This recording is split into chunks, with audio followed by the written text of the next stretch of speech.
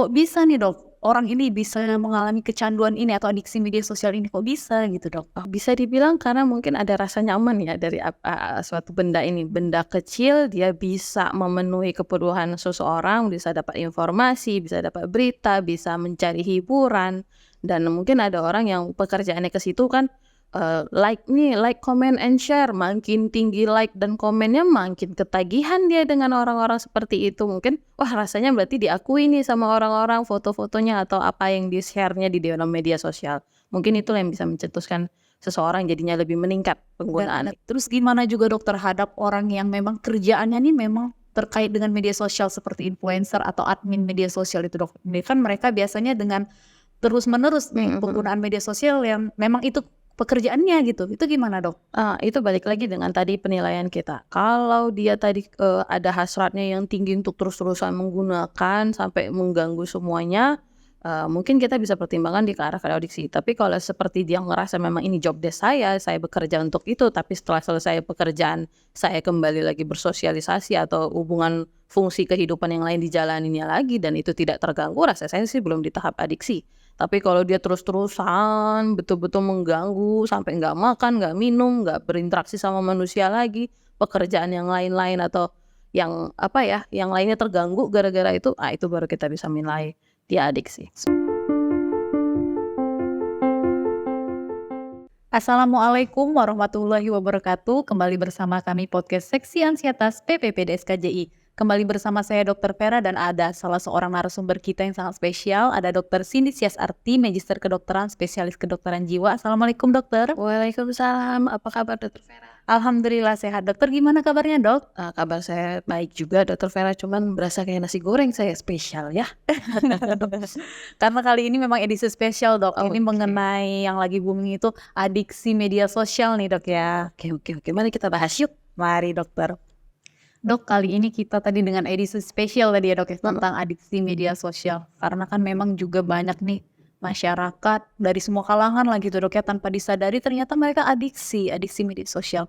Mungkin teman-teman di rumah juga ada yang kurang paham nih, sebenarnya apa itu adiksi media sosial dokter? Oke, jadi pertama sekali kan adiksinya ini adalah kecanduan kalau bahasa awamnya. Jadi kecanduan media sosial ini di mana seseorang yang tadinya biasa-biasa saja jadi lebih aktif mungkin dalam artian menggunakan sosial, masuk ke dalam akun media sosialnya sehingga yang ujung-ujungnya mengganggu pola hidup dia tadi. Misalnya mengganggu pekerjaan, mengganggu hubungan sosial pertemanan atau suami istri dan mengganggu hal-hal yang lain sehingga dia lebih menguasai lah ke kehidupan seseorang. Seperti itu Dr. Vera. Jadi untuk adiksi sendiri dia kecanduan yang sudah mengganggu ya dok? Iya benar. Jadi Si sosial. sampai yang udah mengganggu jadinya. Ya ini yang kita khawatirkan memperparah kondisi seseorang jadinya.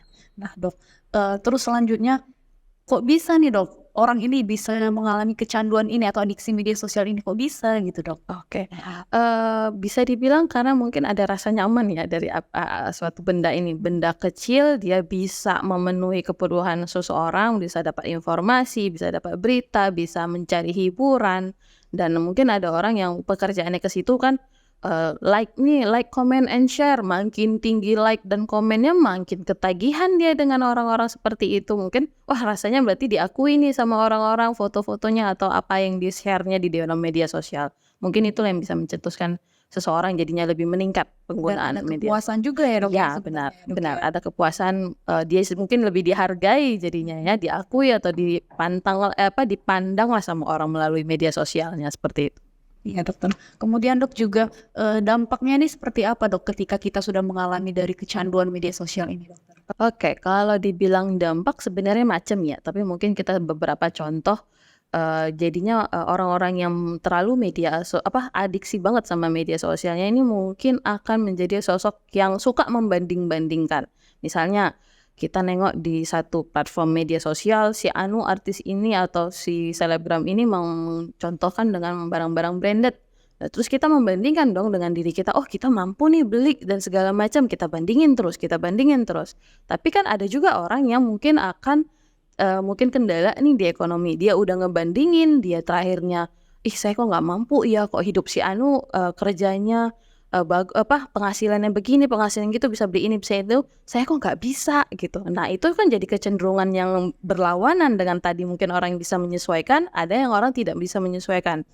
Yang ujung-ujungnya kok jadi depresi dia mungkin, bisa jadi ansietas. Nah, terus ada juga yang namanya mungkin FOMO ya, fearing of missing out gitu kan. Dia ngerasa kayak takut ketinggalan info atau apa. Jadi dia terus-terus scrolling mencari berita apa yang harus dia ikutin terus-terusan. Ini kan juga nggak bagus juga. Sehingga yang tadinya dia lagi belajar atau dia lagi sekolah, dia cari informasi, semuanya kan jadi terganggu. Terus ada lagi mungkin dengan bantuan media sosial ini penggunaan filter ya kan Dokter Vera, di mana dia mungkin mau posting foto dicantik-cantikin wajahnya, dimancung-mancungin hidungnya gitu kan. Nah ini bisa aja mempengaruhi ke sosok seorang penggunanya tadi, dia jadi nggak merasa percaya diri dengan fisik dia. Dia jadi di sini jadi akan menjadi beban pertanyaan sama si anak, "Oh, kalau saya ketemu orang nggak pakai filter, saya percaya diri nggak sih?" Seperti itu mungkin Dokter Vera contohnya.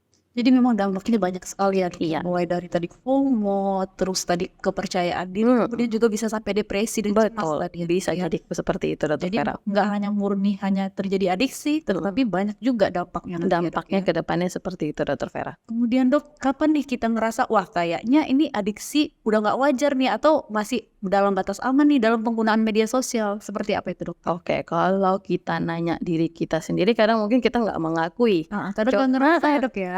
Enggak gue make juga santai-santai aja kok. Cuman berapa ya, udah bablas 13 jam atau berapa jam, tidur pun lewat gitu Tanpa kan. disadari Iya gitu ya. betul. Jadi mungkin yang perlu kita coba adalah coba tanya orang sekitar kita, keluarga, teman, pendapat dia tentang penggunaan handphone kita. Apakah saya sosok orang yang adiksi banget gak sih pemakaiannya gitu.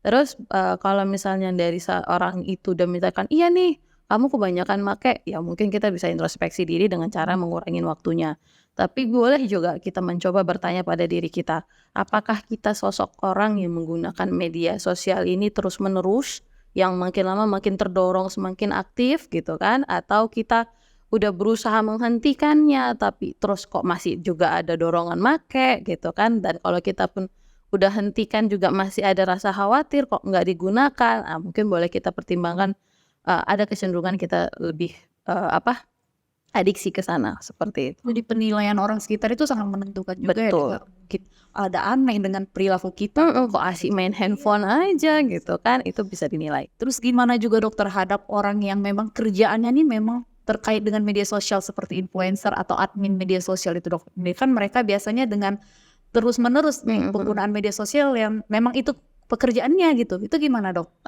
Itu balik lagi dengan tadi penilaian kita. Kalau dia tadi, ada hasratnya yang tinggi untuk terus-terusan menggunakan sampai mengganggu semuanya, mungkin kita bisa pertimbangkan ke arah adiksi. Tapi kalau seperti dia ngerasa memang ini job desk saya bekerja untuk itu, tapi setelah selesai pekerjaan saya kembali lagi bersosialisasi atau hubungan fungsi kehidupan yang lain dijalaninnya lagi dan itu tidak terganggu, rasa saya sih belum di tahap adiksi. Tapi kalau dia terus-terusan betul-betul mengganggu sampai nggak makan, nggak minum, nggak berinteraksi sama manusia lagi, pekerjaan yang lain-lain atau yang yang lainnya terganggu gara-gara itu baru kita bisa menilai dia adiksi. Seperti yang dokter sampaikan di awal tadi ya, fungsi sosialnya udah terganggu dia gitu Betul. ya. Terus untuk mengatasinya gimana nih Dok terhadap orang-orang yang tanpa sadar ternyata mereka udah adiksi nih Dok? Mungkin lebih ke tips dan trik ya Dokter Vera. Jadi mungkin handphone ini kan kalau orang mau menjelang memulai kegiatan kan memegang handphone, dalam artian alarm. Mungkin kita bisa setting jangan pakai handphone lagi deh sebagai alarm. Kenapa? Waktu kita mau nyeting malam, hidupin alarm, kita habis itu main handphone berinteraksi sampai malam sampai nggak gangguan tidur. Besok paginya pas sudah bangun alarm bunyi tiring, terus kita hidupin lagi, matikan lagi alarm, megang handphone lagi. Nah coba mungkin setting dengan penggunaan jam alarm yang sebenarnya. Jadi supaya kita meminimal penggunaan handphone tadi atau smartphone tadi. Terus batasi dengan screen time. Kita kan aplikasi zaman sekarang ada keterangan kita sudah menggunakan handphone atau smartphone dengan durasi sekian. Nah kalau kita tentuin kita mau berapa lama menggunakan dalam satu hari. Jadi kalau udah 3 jam ya udah kita kurangin. Dan jangan sampai kebablasan. Lalu mungkin kita lebih ngebiasain berinteraksi secara langsung, dalam artian kalau kita lagi ketemu orang walaupun suasananya canggung jangan langsung beralih ke handphone. Kadang-kadang kan orang kalau ngobrol di kafe ngobrol sama kawannya atau nongkrong ujung sana megang handphone, ujung sini megang handphone, yang ngomong mana gitu kan. Tapi Itu kan kita jadi, wah kok jadi begini ya, kok coba usahakan berinteraksi secara langsung. Dalam artian ya kalau lagi berinteraksi seperti ini, handphone jauhkan. Terus kedua, lanjutnya adalah kita memang jangan membandingkan sama orang lain. Mungkin teknik-teknik ini ada yang langsung berhasil sama orang, ada yang tidak. Ya kita jalanin aja dulu. Kalau memang berhasil kita jalanin. Selebihnya sih itu sih Dokter Vera. kapan perlunya nih dok kalau seseorang ini untuk konsultasi ke psikiater ataupun ke tenaga kesehatan? Oke. Kalau yang tadi teknik-teknik yang kita jelasin tip and triknya udah dicoba masih juga gagal dan memperburuk kondisi sisi penggunanya tadi, mungkin boleh kita anjurkan untuk ke tenaga profesional, bisa ke psikiater atau terapis-terapis yang bisa menyesuaikan dengan kondisi pasiennya tadi. Tapi kalau dengan dia sudah bisa dengan tips and tricks beres, ya udah jalanin aja yang seperti itunya dulu Dokter Vera. Jadi kalau memang sudah dengan trik and tips tadi memang udah berhasil, nggak perlu ya dok ya kayaknya ya. Karena sebenarnya kembali lagi sama kitanya. Kalau walaupun kita udah datang ke dokter terapi dan segala macam dari kitanya juga belum ada mau perubahan, ya pasti juga akan sulit ya. Tapi kalau kita sudah memulainya dari kita, tapi juga ada gangguan yang menyulitkannya, nah itu mungkin bisa dipakai bantuan seperti itu. Kemudian ini dok, mungkin untuk yang terakhir nih dok, karena kan kita tahu memang media sosial itu sangat erat dengan gadget ya dok ya. Apapun bisa diakses dengan handphone. Sekarang mau pesan makan lewat handphone, mau belanja lewat handphone, komunikasi pun lewat handphone, bahkan meeting pun lewat handphone juga bisa lewat Zoom, bener ya dok ya. Betul. Nah ini upaya yang terakhir dok, seandainya memang untuk terjadinya pencegahan dari media sosial ini atau kebiasaan adiksi ini seperti apa dok? Oke, kurang lebih mungkin seperti tips and trik tadi ya pertama. Tapi mungkin kita boleh anjurin sama si orang-orang yang mungkin mengalami kecanduan adiksi atau sosial media ini, pertama sekali coba kembangin minat di luar dari smartphone dan media sosial tadi. Misalnya hobi olahraga, kan olahraga nggak mungkin pakai handphone ya kan, kecuali mungkin nengok instruktur atau pelatihan dari handphone. Tapi yang seperti itu kan bisa kita lakukan, kembangkan minat di situ. Jadi dia ada pengalihan dari pikirannya terus berinteraksi dengan si media sosial. Kedua mungkin tadi salah satunya lebih ke orang-orang nyata nih. Ya kalau jumpa orang berinteraksi secara langsung, ngobrol, kan nggak kayak di handphone kita pakai emoticon kan. Sedangkan kalau kita berinteraksi secara langsung kita bisa nengok ekspresi orang sebenar-benarnya dan kita pun juga bisa menyampaikan apa yang kita rasakan dengan yang dilihat orang gitu.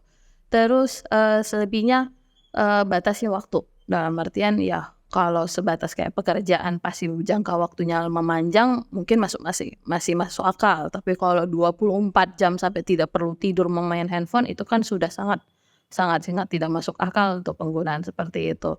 Jadi terus kalau misalnya di sekitar kita ada orang-orang yang kita rasa jadi kecanduan seperti ini, mungkin bolehlah kita sebagai orang tersayang atau orang terdekatnya memperingati atau menasihati bahwa penggunaan yang berlebihan pun juga tidak bagus seperti gitu. Jadi saling mengingatkan juga antar orang lain bersama. Baik dokter, terima kasih banyak dok untuk semua sharing ilmunya tadi, baik dari tips, triknya tadi dan cara pencegahannya tadi ya dok ya. Semoga teman-teman di rumah juga dapat mengambil ilmu dan manfaatnya dari podcast kita kali ini ya dokter ya. Semoga amin. Terima kasih untuk kesempatan yang sudah hadir dokter. Nanti mungkin di lain kesempatan bisa kembali di episode selanjutnya dokter. Oke, terima kasih Dokter Vera. Demikianlah podcast kita kali ini. Semoga dapat bermanfaat untuk teman-teman di rumah. Dan mungkin ada nih dok teman-teman yang mungkin ngerasa kayaknya udah kecanduan atau adiksi nih sama smartphone atau media sosial nih. Mau konsultasi atau ketemu langsung sama dokter di mana ya dok? Saya ada di Rumah Sakit Umum Murid Teguh Metodis Susana Wesley di Jalan Harmonika Baru, Pasar 2, Setiabudi, Padang Bulat. Nah itu dia buat teman-teman yang pengen jumpa langsung, mungkin konsultasi nih, mungkin ada ngerasa ada gangguan nih terhadap media sosial, udah ngerasa kayak ketergantungan ya dok ya. Boleh langsung jumpa langsung dokter Cindy tadi di tempat prakteknya langsung. Oke, jangan lupa untuk teman-teman di rumah terus menyaksikan podcast kita di episode selanjutnya. Tiada kesehatan tanpa kesehatan jiwa. Salam sehat jiwa. Assalamualaikum warahmatullahi wabarakatuh.